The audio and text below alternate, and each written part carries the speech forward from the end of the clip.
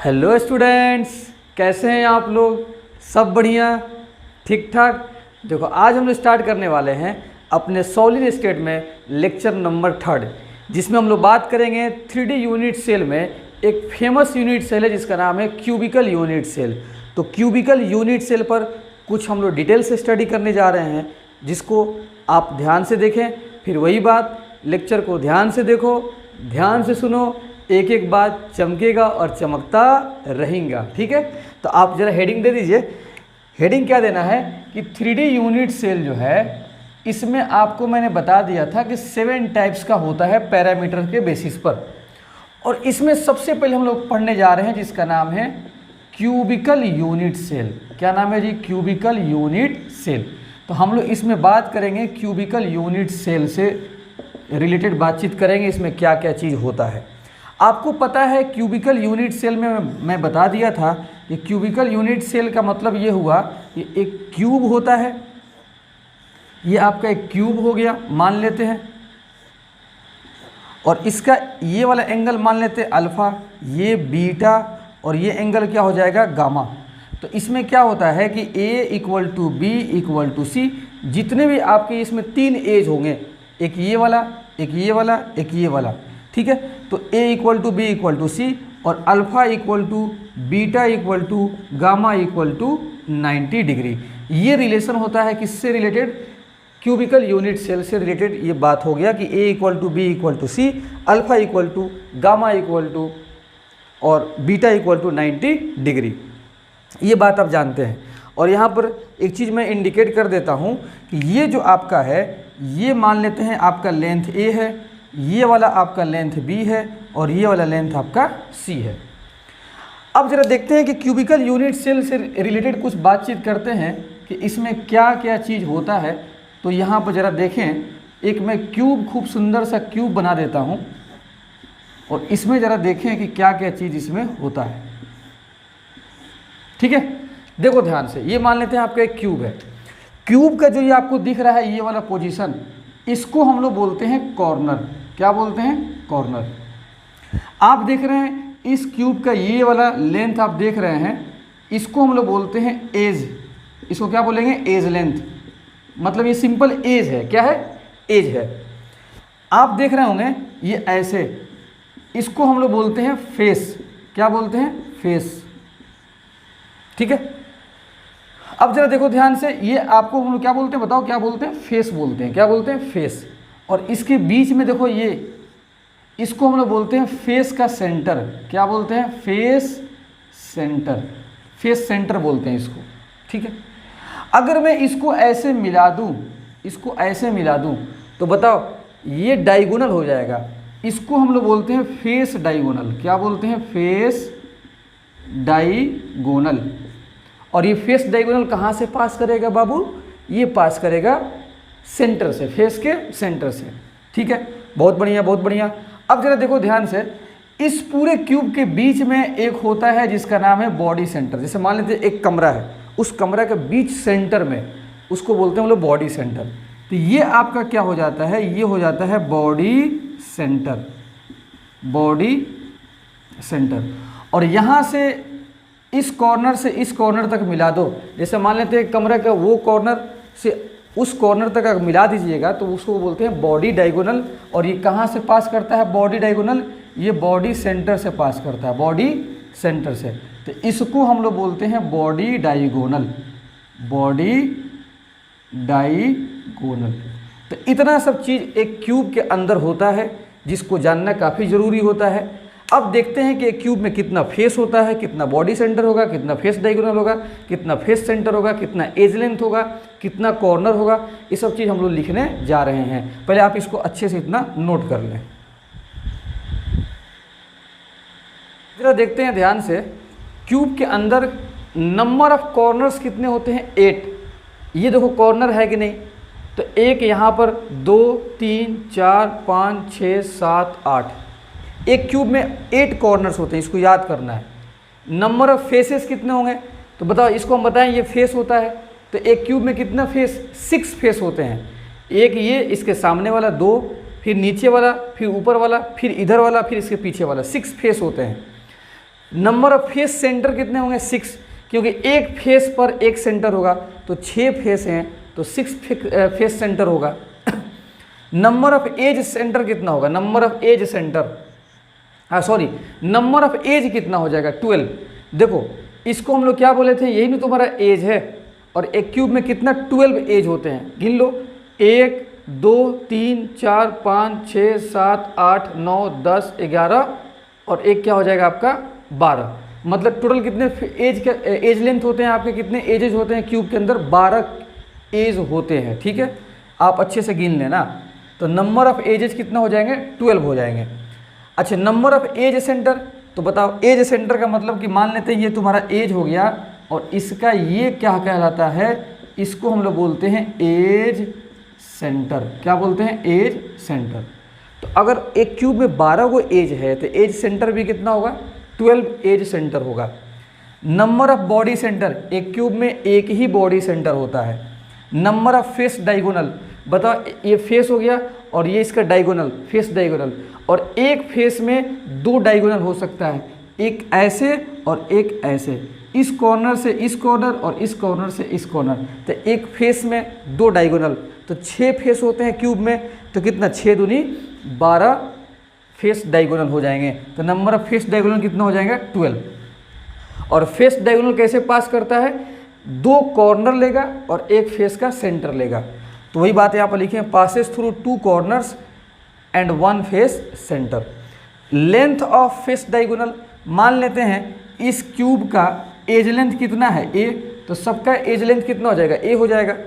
तो फेस, यही आपका फेस डायगोनल है, तो इसका लेंथ कितना हो जाएगा √2a, कितना हो जाएगा √2 है। तो याद रखना है कि एक फेस का फेस डायगोनल कितना होता है √2a। Number of body diagonal, ये देखो इस कॉर्नर से इस कॉर्नर को हम लोग क्या बोलते हैं बॉडी डायगोनल।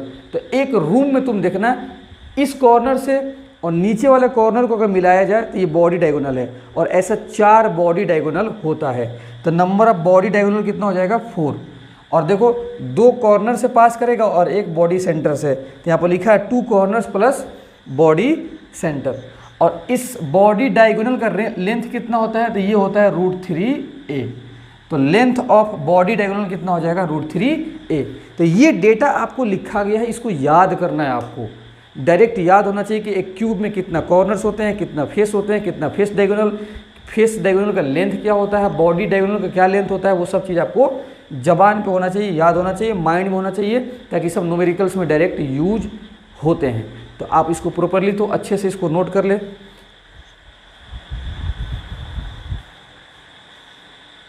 अब जरा देखना, क्यूब से रिलेटेड एक बात हम लोग पढ़ने जा रहे हैं, एक टॉपिक जिसका नाम है contribution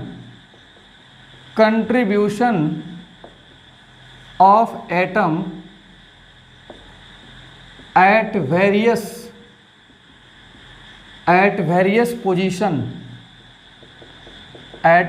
position in cubical unit cell. ये बात हम लोग पढ़ने जा रहे हैं, ठीक है।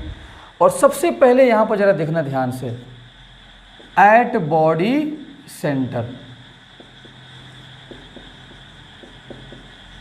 मतलब एक एटम का कंट्रीब्यूशन हम क्यूब में अलग अलग रखेंगे तो कितना उस क्यूब के अंदर उसका कंट्रीब्यूशन होगा। जैसे यहाँ पर देखिए, ये आपको एक क्यूब दिख रहा होगा, कहाँ दिख रहा, अभी तो मैं बना रहा हूँ, ठीक है। ये क्यूब हो गया आपका, ये क्यूब दिख रहा है। इस क्यूब के बीच में मैं एक एटम रख देता हूँ बीचों बीच। आपसे मैं सवाल करता हूँ कि बताओ ये एटम बॉडी के सेंटर पर है कि नहीं, तो बताओ इस क्यूब में इस एटम का कितना हिस्सा है, हिस्सा क्या, ये तो पूरा इस क्यूब के अंदर मौजूद है। तो हम बोल देंगे इस एटम का कंट्रीब्यूशन इस यूनिट सेल में, इस क्यूब के अंदर कितना है 100%, मतलब कितना 1। 100% को क्या लिख सकते हैं, 100/100 मतलब 1। बहुत अच्छा, मज़ा आ गया। अब चलते हैं एट फेस सेंटर। अब मैं एटम को कहाँ रखता हूँ, फेस के सेंटर पर। तो ज़रा ध्यान से देखिए, फिर मैं एक क्यूब बना रहा हूँ, एक क्यूब में फिर बना रहा हूँ। अब हम एटम को कहाँ रखेंगे, फेस के सेंटर पर। तब हम लोग देखते हैं कि कंट्रीब्यूशन कितना होगा। अब मैं इस एटम को इस क्यूब के फेस के सेंटर पर हम रख रहे हैं, कहीं भी किसी भी फेस के सेंटर पर रखिए। अब सवाल ये है कि बताइए इस एटम का अब इस क्यूब में कितना इसका हिस्सा आएगा। तो तरीका देख लो, इस एटम को ढकने के लिए हमको कितना क्यूब की जरूरत पड़ेगा, और एक चाहिए। एक क्यूब ला के धीरे से चिपका देंगे तो ये ढक जाएगा। तो यहाँ से क्या प्रूफ हो गया कि ये एटम एक इस क्यूब में हिस्सा पार्टिसिपेट कर रहा है, और यही एटम जिस क्यूब से ला के उसको ढक रहे हैं उसमें चला जाएगा। मतलब इस एटम का शेयरिंग 2 क्यूब में हो सकता है। तो इसलिए हम इसको बोलेंगे कि इसका कंट्रीब्यूशन इस क्यूब में कितना हो रहा है, 50%। और 50% को क्या बोलते हैं हम लोग, 1/2। तो आपको डायरेक्ट याद रखना है कि फेस के सेंटर पर एटम का कंट्रीब्यूशन कितना होता है, 1/2। तीसरा जरा देखो ध्यान से, हम लोग कहाँ रखते हैं, at edge centre, edge centre. तो जरा देखो ये आपका क्यूब बना रहे हैं, ये क्यूब हो गया। इस क्यूब के किसी भी एज के सेंटर पर आप एटम को रख दीजिए। मान लेते हैं ये एज सेंटर है, मैंने यहाँ पर रख दिया। सवाल ये है कि बताइए इस एटम का इस क्यूब में कितना शेयरिंग होगा। तो अब इसको ढकने की कोशिश करो, क्योंकि एक सॉलिड के अंदर ऐसा यूनिट सेल तो काफ़ी ज़्यादा होगा, इनफाइनाइट होता है। तो कितना यूनिट सेल मिलकर इसको ढक सकता है उसको पहले पता करो। तो सबसे पहले इसके पीछे एक क्यूब रखेंगे, 2। तो एक प्लेन में 2 क्यूब, अब फिर 2 क्यूब ऊपर से ले जाकर ढक देंगे। तो कितना टोटल 4 क्यूब्स इस्तेमाल हो रहे हैं। 4 क्यूब्स जब इस्तेमाल हो जाएंगे तो ये एटम ढक जाएगा। तो अकेले ये एटम 4 क्यूब में जा रहा है, तो इसका शेयरिंग इस क्यूब में कितना हो जाएगा, 25%। क्योंकि 4 में जाएगा तो इसमें कितना आएगा, 25%। मतलब इसका कंट्रीब्यूशन कितना हो जाएगा, 1/4।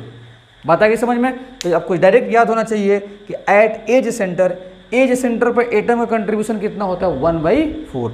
बहुत बढ़िया, बहुत बढ़िया सर, मज़ा आ गया। अब बता दीजिए कोई और भी जगह है। बिल्कुल एक और जगह है, एट कॉर्नर, एट कॉर्नर। अब हम लोग एटम को कहाँ रखेंगे, कॉर्नर पर। तो एक सर सुंदर सा क्यूब बना दीजिए, खूब सुंदर सा क्यूब बनाइए। तो और फिर उसके बाद से धीरे से कॉन्सेप्ट को चमका दीजिए, और जब चमका दीजिएगा तो न्यूमेरिकल्स करा दीजिए तो मज़ा आ जाएगा। ठीक है, चलो अब कहाँ रखते हैं एटम को, कॉर्नर पे। कहाँ पे, कॉर्नर पे। अब सोच के बताओ, जरा सोच के बताओ, अपने दिमाग की बत्ती जलाओ, बताओ कि इस क्यूब में इस एटम का कितना हिस्सा अंदर आएगा। तरीका वही है कि इसको ढकने के लिए कितना क्यूब इस्तेमाल होगा। तो बताओ, एक सॉलिड के अंदर ऐसा क्यूब तो बहुत सारा होगा। एक तो इसके बगल में क्यूब होगा, 2, फिर 2 क्यूब पीछे, 4। तो 4 क्यूब एक प्लेन में। तो ये कॉर्नर एक प्लेन में 4 क्यूब में चला गया। अब फिर 4 को क्यूब ले जाकर ऊपर से ढक दो, तो टोटल कितना हो गया, 8 को। अब 8 क्यूब इस्तेमाल हो जाएगा तो ये पूरा एटम ढक जाएगा। तो हम कह सकते हैं कि ये अकेले तने तनहा जो है बेचारा अकेले 8 क्यूब में शेयर हो रहा है। तो सर बता दीजिए इस क्यूब में कितना होगा। तो 12.5।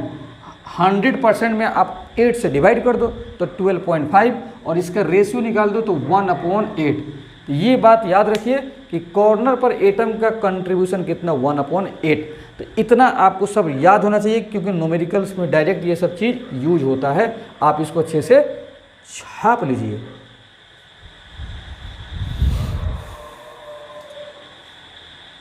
अब जरा देखो ध्यान से देखो, मैं जो अभी कॉन्सेप्ट बताया हूँ उससे रिलेटेड कैसे न्यूमेरिकल्स आपसे पूछे जाएंगे। इन a cubical unit cell, solution यहाँ पर पहले मैं लिख देता हूँ। मतलब एक क्यूबिकल यूनिट सेल है। क्या है, क्यूबिकल यूनिट सेल।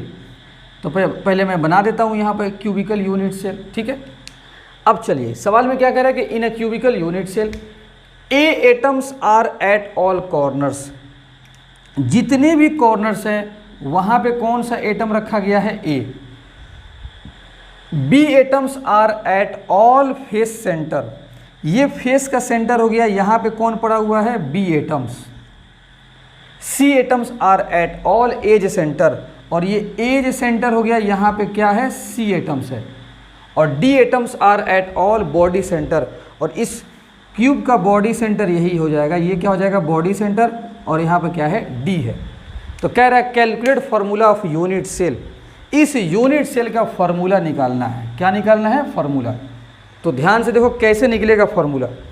पहले बताओ ए एटम्स कहाँ पर है? कॉर्नर पर। कॉर्नर पे बताइए ए एटम्स हैं, तो इस क्यूब में कितने कॉर्नर हैं? 8 कॉर्नर है। और सवाल में कह रहा है कि A atoms are at all corner, सभी कॉर्नर पर ए एटम है। तो ए सभी कॉर्नर पर है तो कितना कॉर्नर होता है क्यूब में? 8। इसका मतलब कि ए 8 जगह जाएगा। और आपको पता है कि कॉर्नर पर एक एटम का कंट्रीब्यूशन कितना? 1/8। तो 8 एटम का कंट्रीब्यूशन कितना हो जाएगा? 1/8 हो जाएगा। और उसको 8 से मल्टीप्लाई कर दीजिए तो कितना आ जाएगा? एक्चुअल में 1 एटम, मतलब कि 8 कॉर्नर पर रखने पर देखा जाए तो मिला जुला के ए एटम एक ही अंदर क्यूब में आएगा, बाकी कुछ हिस्सा बाहर चले जाएंगे। ठीक है। अब जरा देखो बी कहाँ है? बी आपका फेस के सेंटर पे है। क्यूब में फेस कितना होता है? 6। इसका मतलब कि बी 6 जगह पे बैठा हुआ है, लेकिन फेस के सेंटर पर कंट्रीब्यूशन कितना होता है? 1/2। तो 6 के लिए कितना हो जाएगा? तो 1/2 से गुना कर दीजिए तो 3 हो जाएगा। सी एटम्स कहाँ कहाँ पर है बताइए? सी सर एज के सेंटर पर है। और बताओ एक क्यूब के अंदर कितना एज होता है? 12। तो एज सेंटर भी कितना? 12। इसका मतलब ये साबित हो गया कि सी 12 जगह पर है। लेकिन आपको पता है कि जब एज के सेंटर पर एटम जाता है तो उसका हिस्सा कितना आता है? 1/4। इसलिए 1/4 से आपको गुना करना होगा ताकि यहाँ पर 3 हो जाए। फिर डी कहाँ है? बॉडी के सेंटर पर। और बॉडी सेंटर तो एक ही होता है और पूरा इसका कंट्रीब्यूशन कितना होता है? 1। तो 1 ही हो जाएगा। तो फार्मूला क्या बन जाएगा? A1 B3 C3 D1। और 1 अगर आप नहीं भी लिखिएगा तो काम चल जाएगा। ये हो गया इस यूनिट सेल का फॉर्मूला हो गया। ठीक है। अभी बहुत सारा क्वेश्चन इस पर हम पूछेंगे, तो पहले आप इतना नोट कर लें।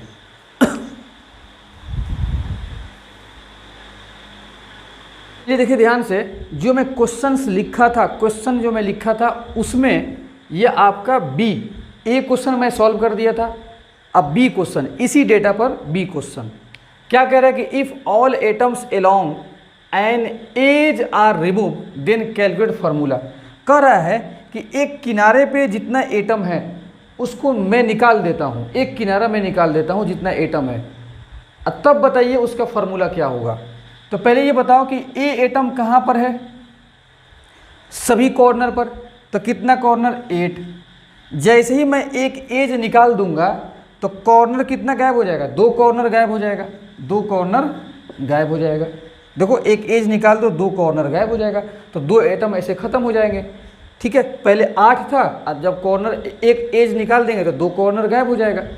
और बताओ कंट्रीब्यूशन कितना होता है? 1/8। तो क्या हो जाएगा बताइए? 6 × 1/8। इसको हम लिख सकते हैं 3/4। अब आइए बी के बारे में बताइए, बी कहाँ है? तो बी फेस के सेंटर पर है। तो बताओ हम जब एक एज निकाल देंगे तो बी के संख्या में कोई फर्क पड़ेगा? नहीं, बी, क्योंकि बी तो फेस के सेंटर पर है। अब कॉर्नर निकालने से, एज निकालने से कोई फर्क पड़ता नहीं है फेस के सेंटर पर। तो बी कितना हो जाएगा? क्योंकि फेस के सेंटर पर है तो 6 फेस सेंटर होता है, इसमें से कुछ भी नहीं निकलेगा तो 0। और बताइए कंट्रीब्यूशन कितना होता है? 1/2 फेस के सेंटर पर। तो ये कितना हो जाएगा? 3। ये बताइए सी कहाँ है? तो सर सी तो यहाँ पर है एज के सेंटर पर। बताओ एक एज निकालिएगा तो एक एज निकालने से इसका एक सेंटर भी तो गायब होगा, एक सेंटर भी गायब होगा। तो पहले बताइए सी आपका एज सेंटर पर है, मतलब 12 जगह पर था। और जब एक एज को निकाल देंगे तो एक वो सेंटर गायब होगा, तो -1 कर दीजिए। और कंट्रीब्यूशन कितना होता है? 1/4, मतलब 11/4। क्योंकि हम लोगों को कितना, if all atoms along an edge, मतलब एक एज को गायब करना है, एक एज पर जो एटम है उसको गायब करना है। बताइए डी कहाँ पर है? बॉडी के सेंटर पर।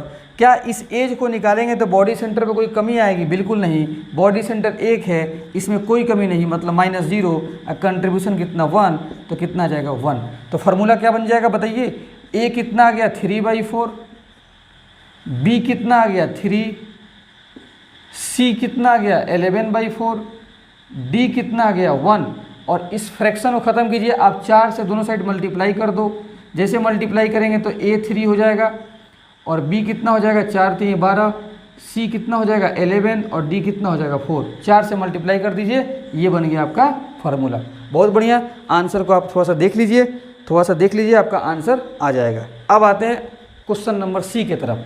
कह रहा है कि if all atoms present on one face are removed, मतलब इस क्यूब में से एक फेस निकाल दिया गया। अब फॉर्मूला बताइए क्या होगा। तो आइए सोचिए जरा, ए कहाँ पर है, कॉर्नर पर, तो कॉर्नर कितना 8 जगह पर था। लेकिन बताओ जब हम एगो फेस ही गायब कर देंगे, रूम में के एगो दीवारें गायब कर देंगे, तो दीवार के साथ कितना कॉर्नर गायब हो जाएगा, 4 कॉर्नर गायब हो जाएगा। देखो इस फेस को निकालेंगे तो एक कॉर्नर ये, एक ये, एक ये, एक ये, 4 कॉर्नर गायब हो गया। तो -4 कर दीजिए। कंट्रीब्यूशन कितना 1/8, तो कितना हो जाएगा आपका 4/8, मतलब 1/2। अब आइए बी के बारे में ज़रा सोचते हैं। बी कहाँ पर है, फेस के सेंटर पर, और ए को फेस निकालना है। तो एक फेस पर कितना सेंटर, 1, तो बी पहले कितना है 6 जगह पर है, -1 कर दीजिए। कंट्रीब्यूशन कितना 1/2, तो कितना हो जाएगा 5/2। सी कहाँ है, एज का सेंटर पर, तो एक फेस निकालिएगा तो कितना किनारा निकलेगा, कितना एज निकलेगा, 4 एज, एक ये, एक ये, एक ये और एक ये, 4 एज गायब होगा, तो 4 को सेंटर गायब हो जाएगा। तो पहले कितना सी 12 जगह पर था, 4 माइनस कर दीजिए। कंट्रीब्यूशन कितना 1/4 से गुना कर दीजिए, तो कितना हो जाएगा, ये हो जाएगा 2, क्योंकि 12 - 4 8, और 8 में 1/4 से गुना कीजिएगा 2। D body centre, body centre पर कोई फर्क नहीं पड़ेगा, इंटू 1, और ये हो जाएगा 1।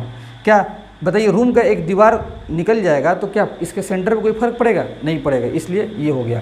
तो फार्मूला क्या बन जाएगा, ए 1/2, बी क्या हो गया 5/2, सी क्या हो गया 2, डी क्या हो गया 1। इस फ्रैक्शन को ख़त्म कीजिए, जैसे फ्रैक्शन ख़त्म कीजिएगा 2 से मल्टीप्लाई कीजिए, A2, B5, C4, D2, ये बन गया आपका फार्मूला। तो ये आपका 3 क्वेश्चन हो गया, A B C, एक क्वेश्चन में 3 क्वेश्चन। अभी और भी आएगा, पहले आप इसको अच्छे से नोट कर लें। अब जरा चलते हैं इसी क्वेश्चन में, क्वेश्चन नंबर क्या ऐड कर दिया गया, डी। सेम क्वेश्चन है, सेम डेटा। डी क्या कह रहा है कि if all atoms along a face diagonal are removed. कह रहा है कि एक क्यूब में जो फेस का डायगोनल, ये ना फेस का डायगोनल होगा जी, तो इस पे जितने एटम्स आएंगे उसको रिमूव किया गया है। तो पहले बताइए ए कहाँ पे है, कॉर्नर पर, तो 8 कॉर्नर होगा, 8 जगह होगा। जैसे ही एक फेस डायगोनल को निकालेंगे तो फेस डायगोनल 2 कॉर्नर से पास करता है, तो 2 एटम इसका गायब हो जाएगा। कंट्रीब्यूशन 1/8 से गुना कर दीजिए, 6/8 हो जाएगा, मतलब 3/4। अब जरा आते हैं किसके बारे में, देखते हैं बी के बारे में। बी कहाँ है, फेस के सेंटर पर। बताइए जैसे ही एक डायगोनल निकालेंगे फेस डायगोनल, तो फेस का सेंटर भी एक गायब हो जाएगा। तो फेस सेंटर कितना है 6, और इसमें से एक गायब हो जाएगा, मल्टीप्लाई 1/2 से कर दीजिए, 5/2। सी कहाँ है बता दीजिए, एज का सेंटर। क्या हम इसको निकालेंगे फेस डायगोनल तो एज सेंटर में कोई फर्क पड़ेगा, इस एज के सेंटर में फर्क पड़ेगा, बिल्कुल नहीं। मतलब 12 एज सेंटर होता है, -0, कंट्रीब्यूशन 1/4, और कितना आ जाएगा 3। डी कहाँ है, बॉडी का सेंटर, और बॉडी सेंटर पर कोई फर्क पड़ने वाला नहीं है। तो क्या बन जाएगा फार्मूला बन जाएगा, हम यहाँ बना देते हैं, देखो चलो यहाँ पर लिखते हैं, A 3/4, B कितना हो जाएगा 5/2, C 3, और D कितना 1। तो आप क्या कीजिए, 4 से दोनों साइड मल्टीप्लाई करो, तो क्या हो जाएगा सब साइड 4 से, तो 3, और B कितना हो जाएगा आपका 10, और C कितना 4 3 12, और D कितना हो जाएगा 4। ये हो गया आपका बहुत सुंदर सा आपका answer, A3, B10, C12, D4। अब जरा आते हैं क्वेश्चन नंबर F का हालचाल जरा लेते हैं। If all atoms along a body diagonal are removed, मतलब इस क्यूब का देखो ये बॉडी का डायगोनल है, इस पे जो जो एटम्स आएंगे उसको रिमूव किया गया। तो ज़रा सोचिए ए पर क्या फ़र्क पड़ेगा। पहले ए कितना है 8, अब बताओ ये बॉडी डायगोनल कितना कॉर्नर से पास करता है 2, तो इसमें से भी 2 गायब हो जाएगा, इसमें 1/8 से गुना कर दीजिए, कितना आ जाएगा जी बताओ 3/4 आ जाएगा। बी कहाँ है, बी आपका फेस का सेंटर पर है, बॉडी डायगोनल का एटम हटाने से फेस का सेंटर पर कोई फर्क नहीं पड़ेगा, तो 6 - 0 × 1/2 कितना हो जाएगा 3। सी कहाँ है ज़रा सोचो, सर सी एज का सेंटर पर है, बॉडी डायगोनल का एटम हटाने पर एज का सेंटर पर कोई फर्क नहीं पड़ेगा। 12 माइनस कितना 0 इंटू 1/4, ठीक है, तो कितना आ जाएगा 3। मज़ा आ गया सर, मज़ा क्या आप बता दिए सर, धूम मचा दिए सर, धूम मच गया धूम। डी बताओ कहाँ है बॉडी का सेंटर पर, तो बताइए बॉडी डायगोनल का एटम हटाना है तो बॉडी डायगोनल बॉडी सेंटर से पास करेगा तो बॉडी सेंटर गायब हो जाएगा जी। तो पहले ए को था, अब वही वो गायब हो जाएगा तो कितना हो जाएगा 0, कंट्रीब्यूशन 1 तो कितना हो जाएगा 0। तो क्या हो जाएगा A3/4, B कितना हो जाएगा 3, C कितना हो जाएगा 3, D कितना हो जाएगा 0। आप ऐसा कीजिए 4 से मल्टीप्लाई कीजिए तो A3, B 4 3 12, C 4 3 12 और D 0 का मतलब कि D को आप धीरे से हटा दीजिए, क्योंकि D के नीचे क्या दिख रहा है आपको 0 दिख रहा है, तो D लिखने की ज़रूरत नहीं है। ठीक है जी, ठीक है। अच्छा अब एक काम करो, इसमें से हम कॉमन ले सकते हैं, इसको सिंपल फॉर्म में ले जा सकते हैं। 3 कॉमन लो तो A कितना हो जाएगा 1 और B कितना हो जाएगा 3 कॉमन लीजिएगा तो 4 3 12 4 और C कितना हो जाएगा 4। तो A1 हो जाएगा और B कितना हो जाएगा 4 और C कितना हो जाएगा 4, क्योंकि 3 कॉमन यहाँ से आ सकता है। तो ये सिंपल फॉर्म में आपका आंसर इतना आ जाएगा A1 B4 और कितना हो जाएगा C कितना हो जाएगा 4 हो जाएगा। इस आंसर को, इस क्वेश्चंस को जो हम लोग बनाए हैं इसको आप अच्छे से नोट कर लो। फिर और भी इसमें 2 क्वेश्चन है उसको मैं ऐड करता हूँ, पहले आप इसको छापिए। अब जरा देखते हैं क्वेश्चन नंबर जी क्या बोल रहा है कि if all atoms from face centre, face के सेंटर से एटम को निकाला जाएगा। अब देखना क्या लिखा है, which are not opposite to each other are removed. कहने का मतलब कि फेस के कितने सेंटर होते हैं क्यूब में 6, तो उन सब को निकालिए। लेकिन बात क्या बोल रहा है कि अगर मान लेते हैं यहाँ का फेस का सेंटर का एटम निकालेंगे तो फिर इसके सामने वाले दीवार का फेस का सेंटर नहीं निकालेंगे, मतलब अपोजिट वाला नहीं निकालेंगे। तो कौ को फेस सेंटर होता है 6 गो, तो 3 निकालेंगे 3 नहीं निकालेंगे, क्योंकि इस दीवार से निकालेंगे तो उसका अपोजिट नहीं निकालेंगे, इस दीवार से निकालेंगे तो उसका अपोजिट नहीं निकालेंगे, ऊपर वाले से निकालेंगे तो इसका नीचे वाला नहीं निकालेंगे। तो 6 होता है तो 6 में से 3 ही निकालेंगे। ठीक है, तो पहले बताओ कि ए पे कोई फर्क पड़ेगा? नहीं पड़ेगा, ए पे कोई फर्क नहीं पड़ेगा, क्योंकि फेस का सेंटर का एटम निकालना है तो कॉर्नर पे कोई फर्क पड़ने वाला नहीं है। 1/8 से मल्टीप्लाई कर दीजिए 1 हो जाएगा। बी कहाँ है? आपका फेस का सेंटर पर, तो टोटल 6 होता है और निकालना है कितना? 3 ही निकालना है, क्योंकि फेस का सेंटर का वो एटम निकालना है जो अपोजिट वाला नहीं हो। तो कितना 1/2 से गुना कर दीजिए तो कितना आ जाएगा 3/2। D atom sorry C atom, C कहाँ है? एज का सेंटर 12 वो एज होता है, कोई फर्क नहीं पड़ेगा। फेस के सेंटर निकलने से एज के सेंटर में कोई फर्क पड़ता नहीं है, ये कितना हो जाएगा 3। और डी बॉडी सेंटर पर है 1 - 0 × 1, इस पर भी कोई फर्क पड़ने वाला नहीं है। तो फार्मूला क्या बन जाएगा? A1 B3/2 C3 और D कितना हो जाएगा 1। तो अब 2 से गुना कर दीजिए, A2 B3 C6 और कितना हो जाएगा D2। ये बन गया आपका खूब सुंदर सा फार्मूला। तो इसको ज़रा आप अच्छे से फार्मूला को देख लीजिएगा। आंसर में मैच करता हूँ, A2 B3 C6 D2 आपका आंसर आया है, आंसर एकदम सही है। ठीक है, ये तो इसमें सिंपल बोल रहा है, simple which are not opposite to each other, मतलब फेस का सेंटर 6 को होता है तो 6 को नहीं निकालना है, 3 को निकालना है, क्योंकि अपोजिट वाला छोड़ देना है। ठीक है, अब आइए ये परसेंटेज टाइप में क्वेश्चन दिया है, कुछ नहीं करना है। बताइए ए कितना है? 8 कह रहा है कि ए का 25% हिस्सा निकाल दीजिए, तो 8 वो है, तो 8 का 25% कैसे निकालिएगा? 8 × 25 मतलब अपॉन 100। पहले 8 का 25 निकालो तो कितना हो जाएगा? ये 4 2। 8 का 25% 2, मतलब 8 में से कितना आइटम निकाल देना है? सिंपल 2। कंट्रीब्यूशन कितना? 1/8, तो कितना हो जाएगा? 6/8 मतलब 3/4 हो जाएगा। ठीक है, बी कह रहा है कि बी का कितना निकालिए? 50%। तो बी बताइए कहाँ पर है?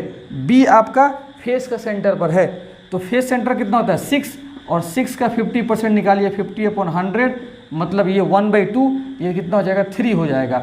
तो 6 - 3 कंट्रीब्यूशन कितना 1/2, क्योंकि फेस का सेंटर कितना होता है 1/2 फेस के सेंटर पर कंट्रीब्यूशन होता है। ये कितना हो जाएगा आपका 3/2 आ जाएगा। अब आइए सी के बारे में कह रहा है कि 75% सी को निकालिए। और सी कहाँ है, एज के सेंटर पर, तो एज कितना है 12, तो 12 का 75% कितना हो जाएगा, ठीक है जी 25 3 75, अब 25 चौका 100, 4 3 12, 3 3 का 9, मतलब 12 में से 9 घटा दीजिए, इंटू 1/4 होता है कंट्रीब्यूशन, क्योंकि सी एज के सेंटर पर है, तो कितना हो जाएगा 12 में से 9 घटाइए 3/4। और डी के बारे में कुछ नहीं कह रहा है, इसका मतलब कि डी कहाँ है, बॉडी के सेंटर पर, इसमें से कुछ नहीं घटाना है, ये वैसे ही रह जाएगा, ठीक है। तो अब क्या यहाँ से आप खूब सुंदर सा फार्मूला नहीं बना सकते हैं आप लोग, सुंदर सा फार्मूला यहाँ से बना नहीं सकते हैं आप लोग, परसेंटेज देकर बस आप लोग को डरा दिया था। तो बताइए ए कितना आ गया 3/4, बी कितना 3/2, सी कितना 3/4, डी कितना आ गया 1, 4 से मल्टीप्लाई कर दीजिए, ये 3, ये बी कितना 2 है जी यहाँ पर देखना, तो 2 3 दूनी 6 बच जाएगा, यहाँ पर 6 हो जाएगा, और सी कितना हो जाएगा 3 हो जाएगा, और डी कितना आ जाएगा 4 आ जाएगा। ये फार्मूला बन गया किसका, इस क्वेश्चन का। तो परसेंटेज देगा तो डरने की जरूरत नहीं है, हम आंसर थोड़ा सा मैच कर लेते हैं। आंसर आपका सही है, A3 B6 C3 D4 आपका आंसर है, ये आंसर आपका करेक्ट है। तो देखिए हमने बहुत अच्छा न्यूमेरिकल करा दिया, एक क्वेश्चन में सब कुछ कवर हो गया। तो आप इस लेक्चर को ध्यान से देखिएगा, एक एक क्वेश्चन जो हम बताए हैं इस पर आप खुद दिमाग लगाइए, खुद सोचिए, तब आपको समझ में पूरा बात आ जाएगा, ठीक है।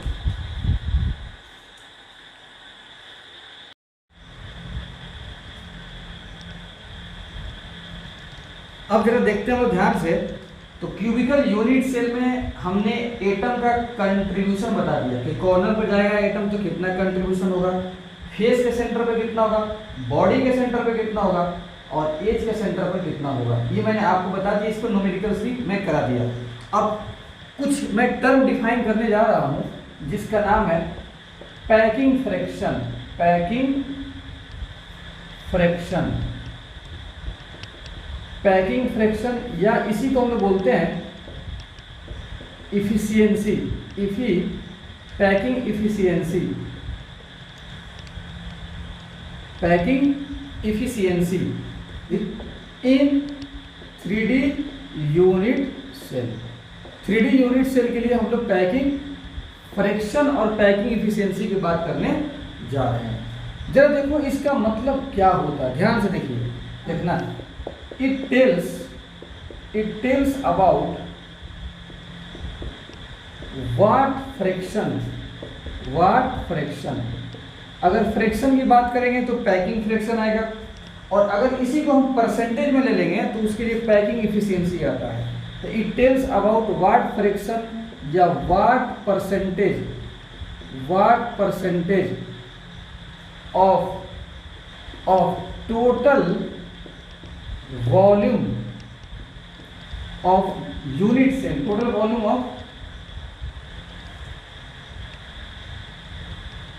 percentage of total volume is covered by atoms, packing fraction, packing efficiency क्या होता है कि एक आपको यूनिट सेल दे दिया, उसका अपना वॉल्यूम होगा, उस वॉल्यूम में टोटल कितना एटम जगह को कवर किया, मतलब उस यूनिट सेल का कितना स्पेस, कितना परसेंट स्पेस कवर हो गया एटम के थ्रू, जितना ज़्यादा भर गया उसको बोलते हैं पैकिंग फ्रैक्शन या पैकिंग इफिशियंसी। परसेंटेज में आएगा तो पैकिंग इफिशियंसी आ जाएगा, अब परसेंटेज नहीं जाएगा तो पैकिंग फ्रैक्शन हो जाएगा, ठीक है। तो it tells about what fraction या what percentage of total volume is covered by atoms, ठीक है। और टोटल वॉल्यूम किसका, तो total volume of unit cell, मतलब यूनिट सेल का टोटल वॉल्यूम एटम के द्वारा कितना कवर्ड होगा। फार्मूला क्या बन जाएगा, देखना ध्यान से, पैकिंग फ्रैक्शन का जो फार्मूला बनने वाला है वो बनेगा, देखना ध्यान से यहाँ पर, volume covered by all atoms in 1 unit cell, एक यूनिट सेल में एटम्स के द्वारा कितना वॉल्यूम कवर हो रहा है upon total volume of unit cell, total volume of unit cell. तो यूनिट सेल का टोटल वॉल्यूम हो जाएगा। ये फॉर्मूला आपका बन गया पैकिंग फ्रैक्शन का। अच्छा अब जरा देखो ध्यान से, volume covered by all atoms in 1 unit cell, मतलब एक एटम के द्वारा कितना वॉल्यूम कवर हो रहा है। अगर ये पता चल जाए तो अगर मान लेते हैं उस यूनिट सेल में 50 एटम है तो हम 50 से गुना कर देंगे तो टोटल वॉल्यूम निकल जाएगा एटम का। तो इसी तरीके से हम मान लेते हैं कि if all atoms are identical, जितने भी एटम्स हैं एकदम सेम है, आइडेंटिकल है, तो अब फॉर्मूला क्या बन जाएगा पैकिंग फ्रैक्शन का, volume covered by all atoms. तो हम क्या करते हैं सुनो ध्यान से, इफेक्टिव नंबर ऑफ एटम्स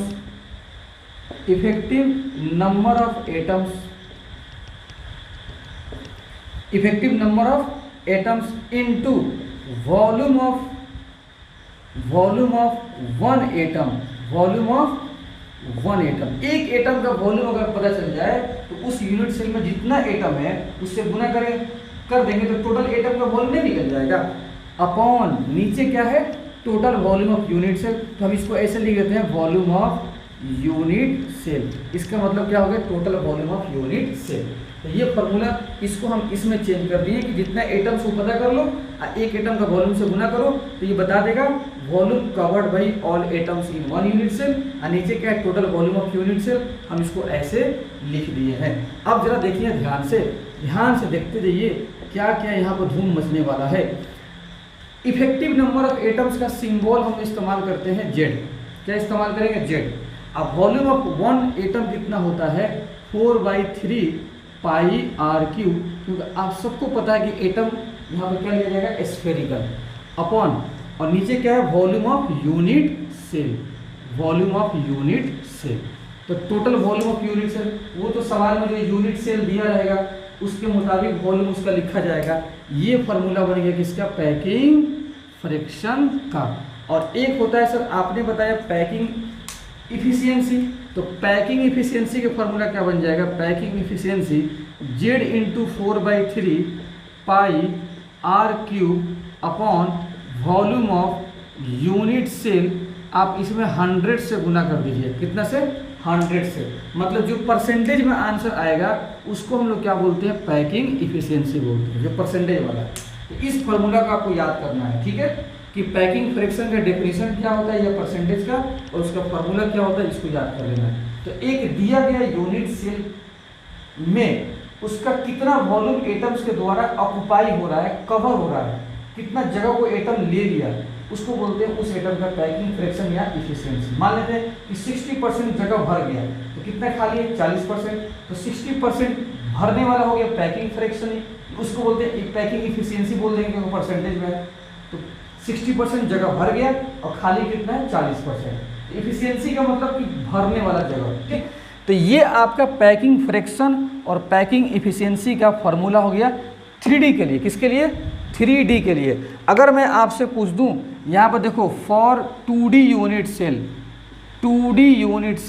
अगर 2D यूनिट सेल के लिए अगर आपसे पूछ दे कि चलिए पैकिंग इफिशियंसी का ही फॉर्मूला बताइए, किसका पैकिंग इफिशियंसी का, तो जेड तो रहेगा, लेकिन आपको पता है कि 2D में वॉल्यूम नहीं होता है, 2D में एरिया होता है। तो अब एटम के एरिया कितना हो जाएगा पाई आर स्क्वायर, क्योंकि अब सर्किल मान लेंगे।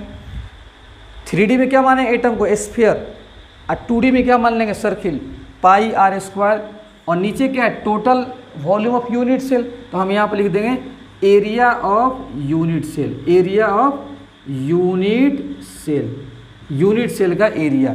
तो ये फॉर्मूला हो जाएगा आपका पैकिंग इफिशियंसी का, किस केस में 2D के केस में। अगर इसका डेफिनेशन लिखना हो 2D में पैकिंग इफिशियंसी का डेफिनेशन क्या होगा, तो लिखना it tells about what fraction या what percentage of total volume, नहीं total area of unit cell is covered by atoms. तो ये फॉर्मूला वहाँ पर लिख देना। तो वो 2D के लिए और किसके लिए 3D के लिए। ज़रा इसको अच्छे से एक मरतबा वीडियो को देखोगे ध्यान से आपको समझ में आएगा, ज़रूर समझ में आ जाएगा, ठीक है। इसको आप नोट कर लें। अब जरा देखते हैं packing fraction, packing efficiency term देखने के बाद हम लोग एक और टर्म देखने जा रहे हैं जिसका नाम है कोऑर्डिनेशन नंबर।